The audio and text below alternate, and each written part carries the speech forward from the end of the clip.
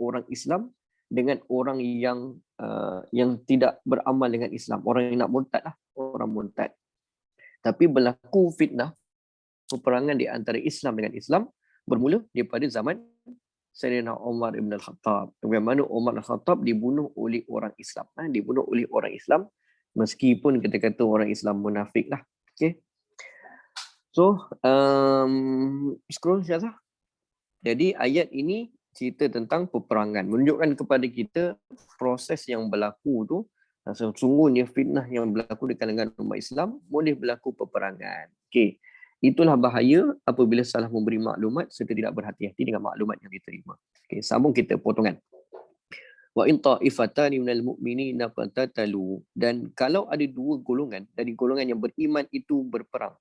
Kalau bergaduh pun dah dikira lah perang, maksudnya dia punya, dalam bahasa Quran ni kadang bila Tuhan letak bahasa yang tinggi perang, bermaksud benda yang kecil pun dia akan cover. Contohnya dalam ayat-ayat Al-Quran, Allah Ta'ala akan gunakan wahai orang-orang beriman yang merujuk kepada lelaki, he, kan, wahai orang-orang beriman.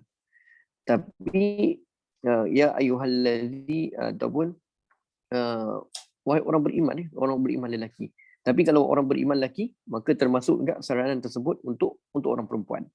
Tapi kalau dalil merujuk kepada orang perempuan, kan, ayat tentang orang perempuan banyak. Surah An-Nur cerita pasal untuk menjaga suara dan sebagainya. So khas untuk orang perempuan. Oh, senang cerita. Surah lelaki ada? Tak ada, kan? Adalah surah Al-Mu'minun. Al-Mu'minun orang-orang beriman, tapi lelaki perempuan. Surah perempuan ada khusus surah An-Nisa, surah wanita. Jadi so bila Tuhan kata perang, maksudnya dia general. Maksudnya gaduh kecil-kecil pun termasuk juga dalam perbincangan kita pada hari ini. Okey. So dua kumpulan yang Allah Taala nyatakan kedua-duanya beriman. Maka ini menunjukkan bukanlah kisah di antara golongan mukmin dan munafik ataupun orang kafir. Tapi kisah ni, ayat ni tentang mengajar kita tentang golongan mukmin juga boleh terjadi peperangan di antara mereka. Ada mukmin berperang di antara mereka, kan? Banyak kisah. Di antara tadi kita tahulah fitnah pertama zaman Umar bin Khattab. Lepas tu berlaku Khawarij, kan, pembunuhan Sayyidina Osman. Lepas tu makin merebak besar zaman Ali ni, kan, dengan Muawiyah. Lepas tu yang paling besar sekali pergaduhan di antara umat Islam, sebagaimana Nabi SAW telah pun memberi isyarat. Nabi telah memberi isyarat. Dalam kitab Sahih Bukhari melalui hadis Al-Hasan dari Abu Bakrah radhiyallahu an ada mengatakan. Scroll sikit je lah di dalam kitab. Okey. Abu Bakrah ni seorang tabi'in, Abu Bakrah ni dia orang yang sangat rajin, kan? Sangat rajin. Dia kaya, tapi dia rezeki diberikan oleh Allah Subhanahu Wa Taala. Dia kaya, dia belanjakan pada jalan Allah. Dia mencari orang ramai untuk membuat kerja-kerja dia. Satu masa dia infak harta dia semua sebab dia nak pergi belajar. Tapi lepas tu dia macam diinvest lah, kan. Dia tak nak dah. Dia dah ada. Lepas tu dia pergi guna duit dia untuk pergi belajar. Ada orang tanya dia kata, Syekh boleh tak, ataupun Tuan Abu Bakrah, boleh tak aku pinjam duit kamu sebab aku nak berniaga. Ambil dia kata, nah, aku ambil bagi kamu 100 dinar. Ada orang jumpa lagi, Abu Bakrah, boleh tak aku pinjam? Boleh, aku bagi kau 100 dinar. Orang semua pulangkan balik dan bersama dengan penjagaan-penjagaan yang baru diberikan pada Abu Bakrah. Ingat, nak berhenti kerja pencen. Lepas tu jadi lagi kaya lagi daripada sebelum pencen. Abu Bakrah. Kerana niat untuk belajar tentang hadis-hadis Nabi SAW. Sebab itu Nabi SAW sebut, barang siapa yang mencari jalan dalam menuntut ilmu, maka akan dibukakan jalan-jalan, ditutup jalan kesusahan dan dibuka jalan-jalan kemudahan untuknya, kan. Man salaka tariqan fa innahu salakallahu tariqan ila al-jannah. Okey. Hadis Nabi SAW, kita baca hadis. Sami'atu Nabi SAW ala al-mimbar wal Hasan ila jambi. Satu masa dia mendengar, Abu Bakrah dia mendengar. Yang membawakan hadis pada Abu Bakrah tu dia mendengar Nabi SAW berada di atas mimbar. Dan ketika itu ada Al-Hasan. Siapa Al-Hasan? Hasan dan Husain, cucu baginda Nabi SAW. Hasan di samping baginda. Nabi mimbar tengah sampai ke khutbah ni. Lepas tu ada Hasan. Ini bukan mimbar solat Jumaat. Ini Nabi suka berkhutbah di atas mimbar. Di atas mimbar. Menyampaikan syarahan-syarahan, hadis-hadis, mengajar sebagainya. Masuk tu ada Hasan di sebelah baginda. Lalu bila Nabi ngajar tu, lepas tu Nabi pun tertoleh. Hasan, Nabi toleh orang ramai. Nabi toleh Hasan, Nabi toleh orang ramai. Sesekali baginda melihat ke arah orang banyak, kan? Yanzuru ilan nas marrah wa ilal marrah wa ilaihi marrah. Dia pergi tengok orang-orang ramai manusia marrah sekali-sekala, wa ilaihi marrah. Kejap tengok ke Hasan sekali-sekala. Wa yaqulu ya bunai, kata dia. Dan dia berkata kelak ke Hasan, sesungguhnya anakku, ya bunai, ya bunai ni anak, tapi sebenarnya ini merujuk kepada cucu. Kan orang Arab dia panggil macam tu, ya bunai, ya. Wahai anakku, dia kata hadza sayyid, dia kata kamu ini adalah sayyid, kamu ni adalah pemimpin, ketua, sayyid, kan, sayyid. Wa la'alla Allah ay yusliha bihi baina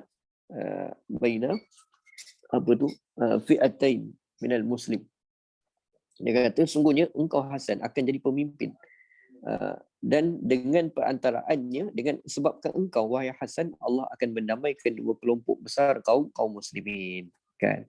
Ini cerita pasal peperangan yang besar di antara umat Islam. Dalam sejarah yang besar berlaku peperangan di antara kaum muslimin, sesama muslimin, sehingga melibatkan kematian yang banyak. Memang dulu pun dah berlaku. Di antaranya zaman Tabi'in pun telah berlaku. Tapi ini lagi besar. Zaman Tabi'in, siapa kenal nama Hajjaj Yusuf As-Saqafi? Kan? Hajjaj Yusuf As-Saqafi pernah jadi gubernur di Basrah. Kan? Pernah jadi gubernur di Basrah. Apa yang berlaku? Hajjaj, kan? Pemerintahannya agak keras. Tapi menjadi gubernur di kota Basrah, menjadi gubernur. Akhirnya ada anak kepada sahabat kita, Awam, yang mana pergi memerangi Abdullah, kan, dia pergi memerangi Hajjaj dengan rasa tak puas hati sebab dia kata Hajjaj tak patut kenakan cukai itu. Hajjaj memerah orang ramai untuk membayar cukai-cukai. Hajjaj menutup pasar-pasar dan sebagainya untuk orang ramai berniaga. Lalu Abdullah, kan, bin Zubair, anak kepada Asma binti Abu Bakar, kahwin dengan Zubair, lepas tu dia bercerai. Asma minta untuk bercerai, dan bukan Asma minta lah, kira ada isu di antara Zubair dengan Asma, lalu mereka pun bercerai di atas persefahaman mereka sebab masing-masing ada urusan nak dibuat. Lalu mereka pun berpisah di antara Zubair dengan Asma. Anaknya di antaranya Abdullah, kan. Abdullah ni kira apa? Dia pernah jumpa Zubair, bapa dia. Kira tabi'in dah ni. Kan, dia berlaku pada zaman tabi'in. Tabi'in tak jauh kan daripada zaman Rasul sallallahu alaihi wasallam.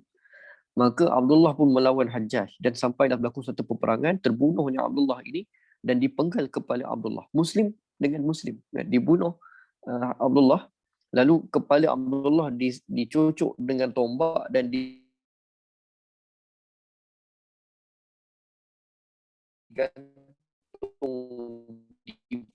di antara penjuru Kaabah.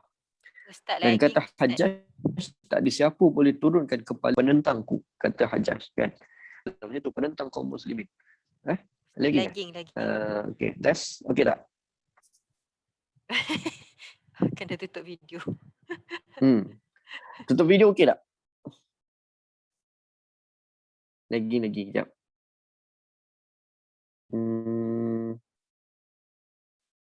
Kejap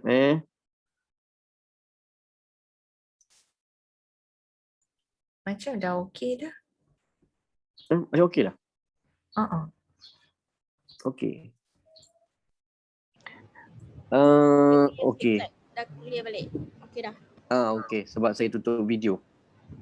Okey. So, dengar tak cerita pasal Hajjaj tadi? Dengar kan? Hajjaj ni satu nama yang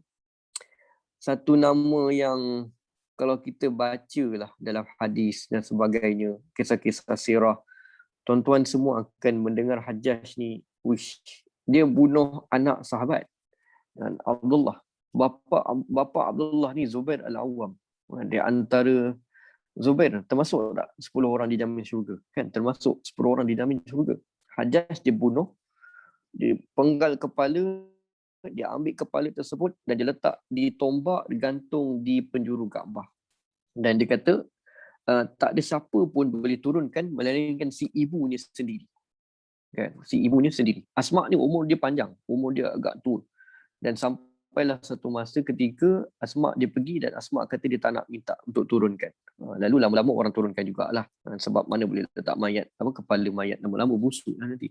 Asma pun dia degil. Jadi kita bincang benda tu lain lah. Ada satu kisah yang agak kritikal di antara peperangan Muslim sama Muslim. Tapi hadis Nabi ni, Nabi nampak benda lagi besar. Iaitu dalam hadis Sahih Bukhari tadi, yang bagaimana Sayyid Hasan yang mendamaikan kedua pihak. Hadis itu memang terjadi seperti apa dikatakan oleh Nabi SAW. Iaitu sesudah baginda tiada, dengan izin Allah, melalui Hasan, kan, dia mendamaikan dua penduduk Syam dengan penduduk Iraq. Syam tu dah Islam pada masa tersebut. Iraq pun dah Islam, Muslim. Dan kemudian bergaduh perang di antara Muslim dengan Muslim. Peperangan yang agak panjang dan mengerikan, melibatkan ratusan ribu Muslim mati, terbunuh peperangan di antara Muslim. Jadi sebenarnya ini peperangan di antara besar lah. Tapi kalau tengok dalam sejarah, ada sahabat yang wafat ketika peperangan di antara Muawiyah dengan Ali dengan Aisyah, kan. Tapi ini lagi besar, lagi dahsyat. Okey. Scroll sikit. Tak masuk lagi poin kita ni, baru cerita mukadimah. Jadi apa yang perlu dibuat? Poinnya adalah maka fa'aslihu bainahuma. Fa'aslihu bainahuma. Dalam lepas ayat ni, ayat 10, fa'aslihu baina akhawaikum. Fa'aslihu bainahuma. Maka hendaklah kamu damaikan antara keduanya.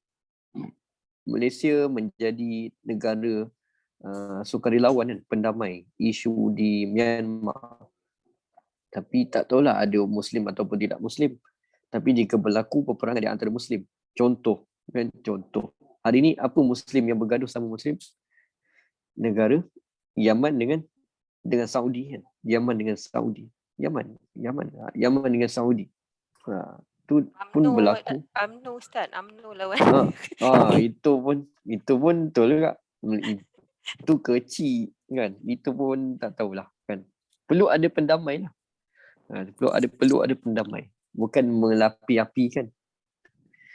Hari ini ada, kan, Saudi dengan Yaman, kan, sampai menembak-nembak roket pergi ke area Qatar. ke tempat-tempat Qatar dengan Qatar dia alah, tak perang, tapi Arab cuma ni disisihkan je. gaduh ekonomi lah. Tapi sebenarnya diorang ni, Arab ni daripada dulu macam tu, gaduh adik-beradik macam tu lah.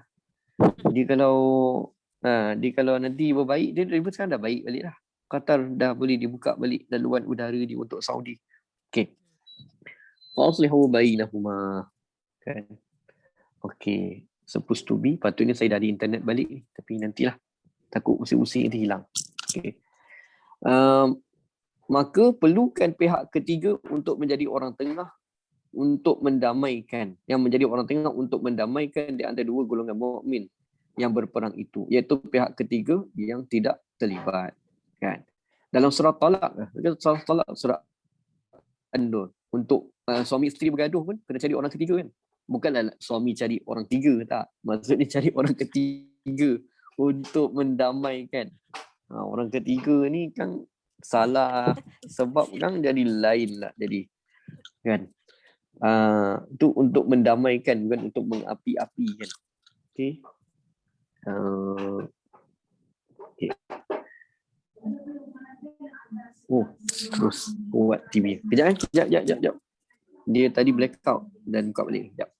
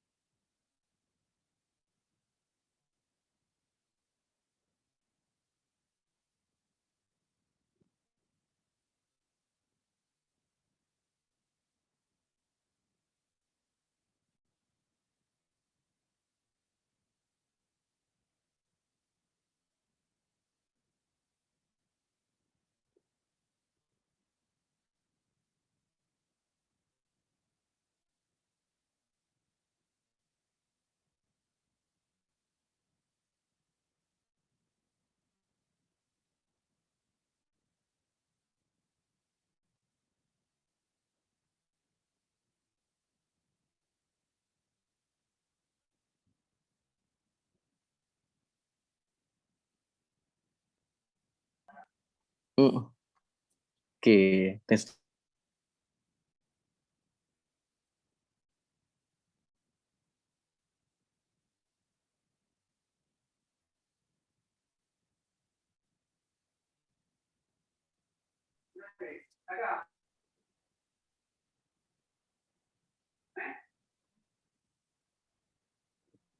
Hello? Dengar tak? Dengar Ustaz. Okay.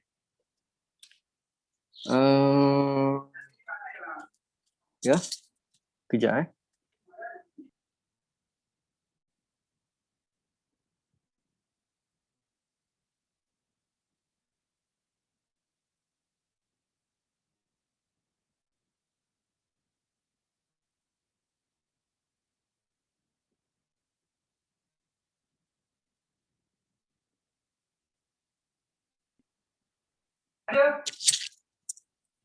Okay.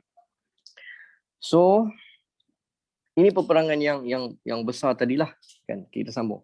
So, di antara kedua mukmin yang berperang, maka bantulah kedua pihak yang bertelagah kerana Rasulullah SAW bersabda. Penting lah untuk jadi orang tengah membantu. Bukan orang tengah mengapi-api, kan?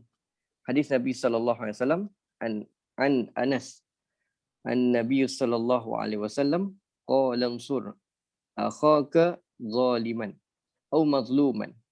Qulna ya Rasulullah nasartuhu mazluman fakaifa ansuruhu zaliman qala takuffuhu ala zulm fazaka nasruka iya.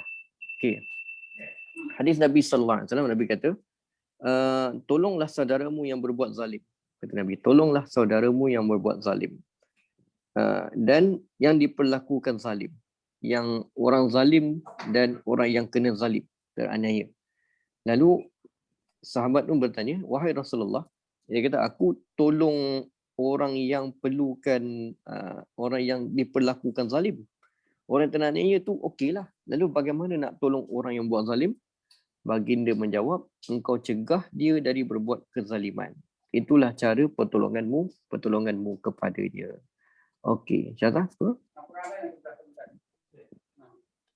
So, kalau ada orang buat kezaliman dan orang yang dizalimi, kena tolong. Orang yang dizalimi kena tolonglah. Orang yang buat zalim kena tolong, kan? Bukan cela. Kalau kita lihat, ingat tak ada satu ayat dalam surah Taha. Allah Ta'ala perintahkan Nabi Musa AS bertemu dengan Fir'aun. Kata Allah Ta'ala apa? Dia kata, pergilah bertemu dengan Fir'aun dan berilah kata-kata kepada dia dengan kata-kata yang lain, kata-kata yang lemah lembut. Kata-kata lemah lembut. Kita kalau orang dah buat macam tu, kita geram. Kan? Kita rasa macam, mana boleh cakap lemah lembut dah. Rasa nak pergi belasah.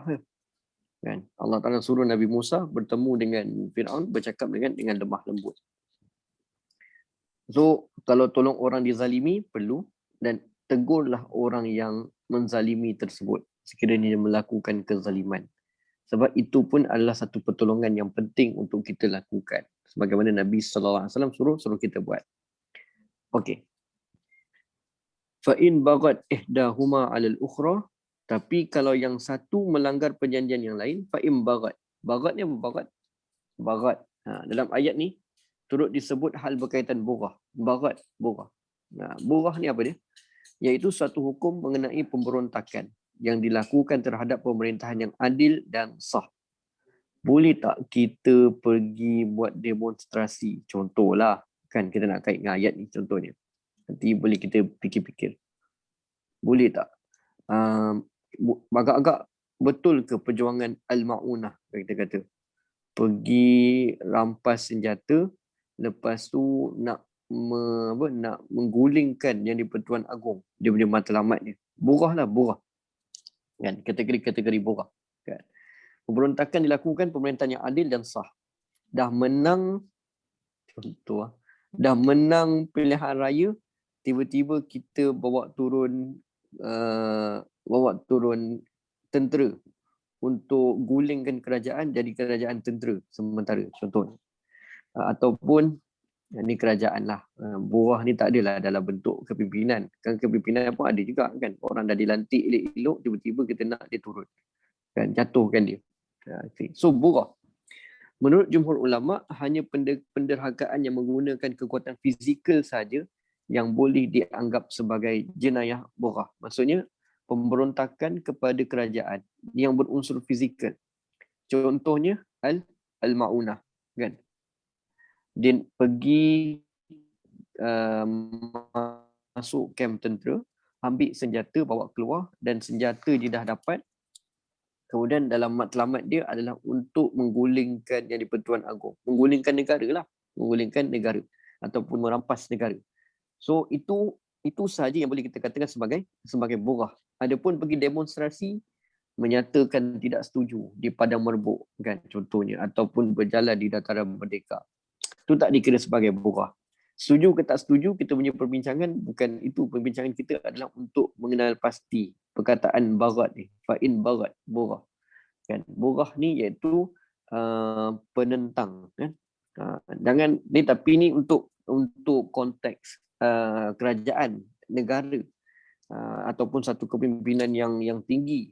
Jangan nanti dekat rumah, mak dah buat keputusan, raya tahun ni kita kena pakai baju color purple. Kan? Mama dah cakap baju tahun ni baju color purple. Anak-anak semua tak nak. Mana boleh, kita dah 3-4 tahun asyik color purple aja. Purple cerah, purple gelap, purple tak apa nak purple. Kan? Purple tu tak ada. So jangan jadi burah, kita katakan. Jangan jadi burah. itu bukan burah, tu buruk perangai nama dia, kan. Itu bukan burah, itu buruk perangai. Burah ni penderhakaan, pemberontakan bersenjata kepada negara, kepada kerajaan, kepimpinan. Okay. So saya bawa Yusuf Al-Qaradawi menyebut dalam fiqh jihad ada 3, kan, yang layak dilabelkan sebagai kategori burah. Yang pertama, menentang pemerintah yang meletakkan Allah dan Rasulnya sebagai sumber rujukan tertinggi. So kalau kata no, kami tak nak, kan, kami nak hukuman yang lain-lain, tak nak ikut Quran Sunnah, itu pun dikira burah dalam pemerintah. Kedua, penentangan secara kekerasan atau bersenjata. Contoh tadi al-ma'unah, kan, al-ma'unah. Apa maksud al-ma'unah? Pertolongan, kan, pertolongan. Yang ketiga, berniat melakukan jenayah. So nak menentang tu sebab lepas tu nanti nak melakukan jenayah lah. Nak dapatkan emas, kan, nak korek duit daripada bank negara ke sebagainya. Okey. Perlulah diingatkan bahawa golongan pemberontak itu tidak boleh diserang. Tapi walaupun burah tak burah pun tak boleh diserang terus. Tetapi kecuali lah kalau mereka itu memang bersiap untuk menyerang ataupun bersiap sedia dengan kelengkapan untuk menyerang. Saya bagi contoh Ma'unah tadi, al-Ma'unah, kan. 2 contoh yang berbeza. Satu, pergi berkumpul kat Padang Merbuk, berdemonstrasi Dataran Merdeka. Yang kedua, dengan senjata betul, bersiap sedia dah, al-Ma'unah. Siapa nama ketua al-Ma'unah tu? Saya lupa. Tapi dia telah pun dihukum gantung. Ini dulu saya pernah cerita, kan, saya buat program CSR, dakwah di dalam penjara. Masa tu di penjara Kajang. Saya pernah sembang dengan orang-orang yang jaga banduan akhir, iaitu banduan-banduan yang akan pergi ke tali gantung. Ada seorang tu, dan bukan satu, ramai, beberapa orang yang bercerita ketua al-Ma'unah ni dia meninggal dalam keadaan yang tenang dan bau wangi. Selepas dia tergantung lah, keluar bau wangi daripada jasad dia. Kan? Wallahualam, mungkin dia bertaubat kepada Allah Ta'ala. Mungkin kalau betul dia salah ataupun tidak ke, itu just perkongsian dia lah. Dia seorang yang burah lah pada asalnya, dan hukuman dia perlu ditentang, perlu diperangi. Tapi dalam apa pun kita kata, kadang-kadang hukuman terakhir di sisi Allah tu hanya Allah Ta'ala saja yang mengetahuinya. Okey. Faqatilul lati tabghi, maka hendaklah kamu perangi yang melanggar perjanjian tersebut. Peranglah orang yang burah tadi, kata Allah Ta'ala. Mereka yang melanggar perjanjian itu perlu diperangi kerana telah merosakkan perdamaian yang telah diadakan. So, buat perjanjian damai, lepas tu langgar, jadi burah. Maka yang si burah tu perlu diperangi kerana telah merosakkan perjanjian yang telah diadakan. Ayat ini juga boleh bermaksud selepas pihak ketiga melihat kedudukan sebenar, kenapa terjadi peperangan. Tadi langgar.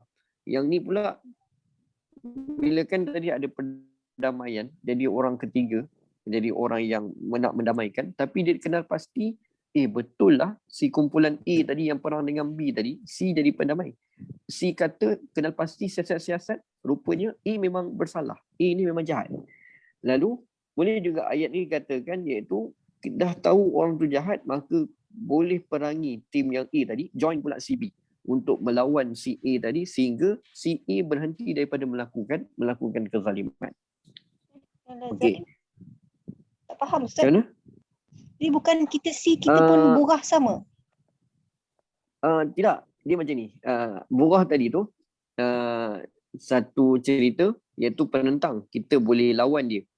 Yang ini pergaduhan yang tidak ada kaitan dengan burah lah. Maksudnya negara A gaduh dengan negara B contohnya, dan kita C masuk sebagai pendamai, kita kumpulan C masuk sebagai pendamai, damaikan. Tapi bila damaikan, nampak siasatan yang berlaku, rupanya memang A ni jahat, sebab itulah B tu berperang dengan A. Lalu kita C boleh masuk kepada si B tadi untuk terus memerangi si A tadi, supaya si A menghentikan kezaliman dia. Itu. Boleh faham? Okey. So hatta tafi'a ila amrillah. Jaza? Terus sampai kembali kepada perintah Allah. Tu je matlamat. Kita bukan perang sampai orang tersebut nak kata habis hancurkan, rampas minyak dia dan sebagainya. Kita hanya untuk sampai mereka berjanji untuk berhenti melakukan kezaliman. Itu saja. Kembali kepada perintah Allah Subhanahu Wa Taala. Sebab itu, siapa sahabat Nabi yang ketika peperangan berlaku, dia sudah menghunuskan senjata di orang tersebut, dan orang tu ketika itu dia dah tahu dia kalah, dan dia pun kata, aku bersaksi bahawa Allah Ta'ala sebagai Tuhan. Lalu Nabi nampak peristiwa tu, dan tapi sahabat tersebut dia selesai Ali, dia tebas jugalah, matilah, dia bunuh si fulan tu, mati juga. So ketika Nabi SAW tegur, Nabi kata apa? Nabi kata tak boleh buat macam tu kan, tak boleh buat macam tu. Sebab apa? Dia kata tak ya Rasulullah, orang ni dia berlakon dia, sebab aku dah kalahkan dia. Tadi dia memang lawan aku betul-betul, dia nak tikam aku semua, tapi aku dah dapat kalahkan dia. Nabi kata apa? Itu di antara dia dengan Allah Subhanahu Wa Taala. Kita sebagai manusia cukup bagaimana dia menyebut nama Allah, dah settle. Itu je. Kisah seorang Raja Parsi, salah seorang Raja Parsi yang sampai ke Madinah sebab kerana dia telah membunuh seorang muslimin dengan zalimnya, maka dia ditangkap dan akhirnya dibawa ke hadapan Umar. Dan apa yang berlaku ke depan Umar kan, dia kata, wahai Umar, sebelum engkau nak apa-apakan aku, bagilah aku minum dahulu. Umar pun ambil cawan, muslimin ambilkan cawan, nak beri pada Umar.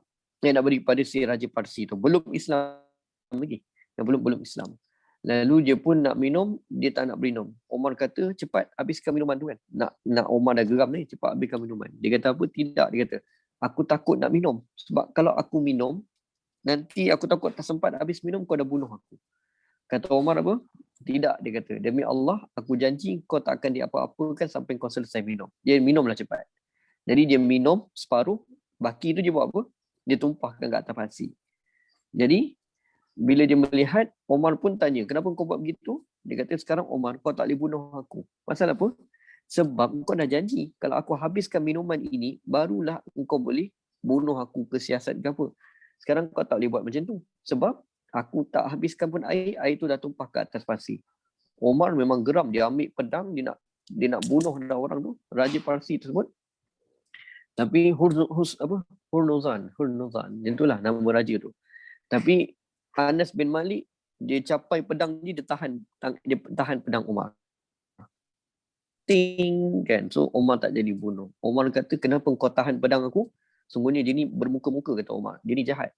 Kata Anas, kata apa? Tidak, wahai Umar. Kita hanya melakukan sesuatu hanya untuk mencari keredaan Allah. Hanya untuk perintah Allah. Kau dah berjanji dengan Allah, maka kau penuhi tuntutanmu dengan Allah. Bukan kau ikut hawa nafsu untuk bunuh si fulan ni. Tu Anas bin Malik. Sedangkan raja tu, dia bunuh siapa? Dia bunuh adik Anas bin Malik tau. Tapi Anas bin Malik hanya kerana Allah dia memerangi seseorang. So kalau kita melakukan sesuatu pun tolong orang kan hanya sebagaimana kita nak orang tersebut kembali pada Allah. Bukan kita ada dendam dengan si fulan ataupun bukan kita ni penjaga sangat. Nak tolong si fulan tersebut sampai dah dikembali pada Allah, lepas tu kita kata dah tu di antara dia dengan Allah Subhanahu Wa Taala. Okey. Fa in fa'at fa aslihu bainahuma bil adli wal aqsitu. Kalau dia telah surut, kalau dah tak ada apa-apa, maka damaikanlah di antara keduanya menurut keadilan dan hendaklah kamu berlaku adil. Kemudian apabila sudah diperangi dan pihak yang pelampau itu telah bersetuju untuk kembali taat, maka damaikanlah di antara mereka. Okay. Semua ni mesti dilakukan dengan adil. Adil tu mesti ikut kepada syariat. Adil itu mesti ikut kepada syariat. Tapi saya nak teruskan sampai perenggan tu. Dalam ayat ni dia ada dua, kan? Bil adli wa aqsitu. Adil dan saksama. Aqsitu ni macam itulah, saksama. Adil dan saksama. Adil dua perkataan yang lebih kurang sama. Biasanya dalam ayat-ayat lain dalam Quran Tuhan sebut masing-masing. Pilih salah satu kerana Tuhan nak bagi guna perkataan adil ataupun Allah Taala nak guna perkataan aqsitu lah, qasdun, kan? Tapi dalam ayat ni ada dua. Ada dua, kan? So macam mana boleh ada dua sekali perkataannya lebih kurang sama satu ayat? Sebenarnya kalau ada, maka kita nak diberikan gambaran oleh Allah bahawa wujud makna yang berbeza di antara keduanya. Adilun bermaksud keadilan secara terbuka, kan, secara formal, berdamaikan di hadapan orang, dilihat di khalayak ramai. Qasdun iaitu pula bermaksud keadilan dalam bentuk umum dan peribadi.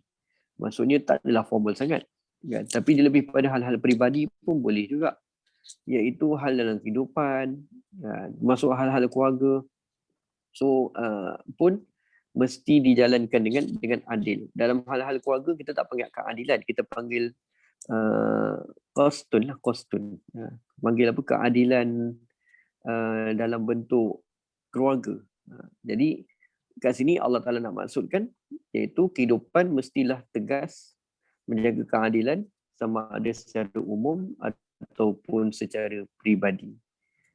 Okey. Sikit lagi saya nak tengok. Innallaha yuhibbul muqsitin, dan Tuhan dia bukan setakat suka orang yang melakukan keadilan. Jarang kita ni menuntut keadilan. Yang kita biasa buat ni qasdun, hal-hal peribadi, hal-hal dalam rumah dan sebagainya. Tuhan mencintai orang-orang yang melakukan keadilan. Qasitin, muqsitin. Orang yang melakukan muqsitin. Okay. Walaupun kita buat muqsitin tersebut, kita tak dapat ganjaran, tak dapat hibah bahagian kita, tapi lakukanlah untuk kerana mencari keredaan Allah Subhanahu Wa Taala. Okay. So sebelum pergi pada settle. Okay. 5 minit lah. Okay. So ibrah dan kesimpulan.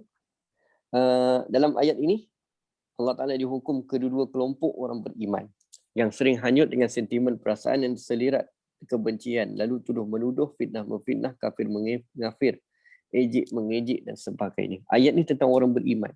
Peringatan yang sangat jelas. Jangan gaduh, kan? Tapi hari ni kita suka gaduh, kan? Suka gaduh. Lagi gaduh dengan orang yang ada ilmu pun rasa macam best rasa bergaduh, kan?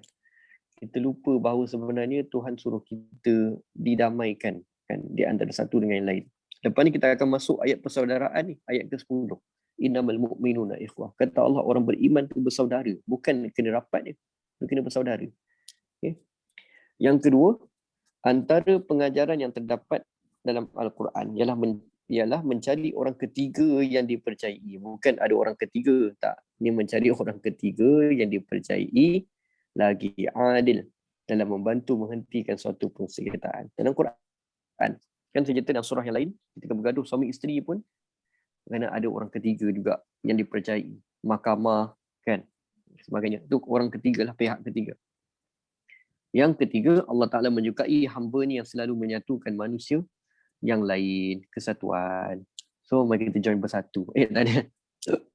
Tak adalah, gurau je. So sampai situ dulu.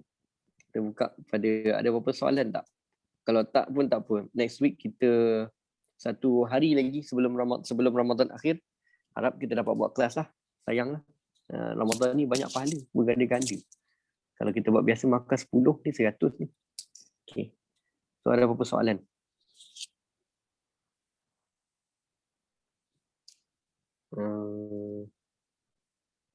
Okay. So tak ada. Satu je Ustaz, satu je. Okay. Kalau orang tak ada soalan. Yang nama, kalau saya tanya ada student Arab, dia cakap dengan saya, nama Fatin tu, asal dia pada perempuan yang difitnah ke? Ada satu cerita dulu dia cakap. Fatin ni orang yang memfitnah lah sebenarnya. Dah tengok dekat lah. Dekat ada dua. Sorry. Ada dua. Kalau Fatin kena sebut dengan agak tebal. Fatin iaitu perkataan daripada fatanah, bijaksana. Tapi kalau tin kan TIN, maka dia perkataan fatanah tadilah kan, iaitu perkataan fitnah, daripada perkataan fitnah.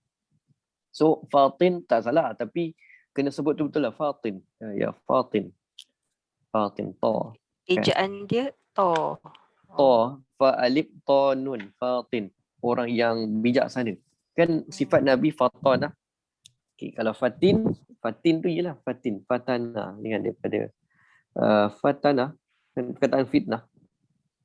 Tapi fitnah pun ada banyak maksud juga. Bukanlah maksudnya memfitnah tu menuduh macam kita bayang tu. Fatana emas yang dikeluarkan daripada bumi, proses tu nak asingkan emas daripada tanah dan sebagainya tu kan. Dia panggil apa? Itu kita panggil dalam bahasa Arab fitnah. Proses memfitnah emas. Maksudnya menjadikan emas tu 999. Itulah contohlah. Okey. Okey. Ustaz. So saya sorry kat hari ni agak terlari-lari sebab emergency, rumah meletup kan. Itulah. Wah. Itu yang panggil orang duduk repair emergency tu. Berpanas di kuliah ni. Tadi blackout. Okay. So setakat itu sahaja. InsyaAllah nanti kalau apa-apa soalan kita akan ulang balik pada minggu hadapan. Sebab tajuk kita pun pada minggu hadapan panjang umur. Ayat kita ayat ke-10. Tak lari daripada ayat yang ke-9 ni. Cuma ayat 9 ni dia besar. Dia tentang negara, burah kan. So jangan pakai burah dalam keluarga kan. Itu tak kena kan. Jangan burah dengan mami, dia kata kan. Tak kena lah. Jangan lawan mami, sudahlah. Burah untuk negara. Tapi ayat yang ke-10 nanti, dia lebih kecil sikit skop dia. Persaudaraan Islam di antara sesama Muslim, sesama mukmin. Okay. So setakat tu saya dahulu. Kita akhiri pertemuan kita pada tengah hari ini dengan bacaan doa bersama-sama. Auzubillahi minasyaitonirrajim. Bismillahirrahmanirrahim. Alhamdulillahirabbil alamin. Hamdan yuwafi wa yukafi mazidah. Ya Rabbana lakal hamdu kama yanbaghi li jalali wajhikal karim wa 'azimi sultanik. Ya Allah Tuhan kami, berikanlah kami ridha-Mu ya Allah, masukkanlah kami ke dalam syurga-Mu ya Allah. Jauhilah kami semua daripada azab api neraka. Ya Allah, ampunilah dosa-dosa kami, ampunilah dosa kedua ibu bapa kami. Kasihanilah mereka sebagaimana mereka mesti kami sejak daripada kecil hingga kini. Ya Allah, tunjukilah kami jalan yang lurus, itu jalan orang yang penuh nikmat, bukan jalan orang dimurkai dan bukan pula jalan orang-orang yang sesat.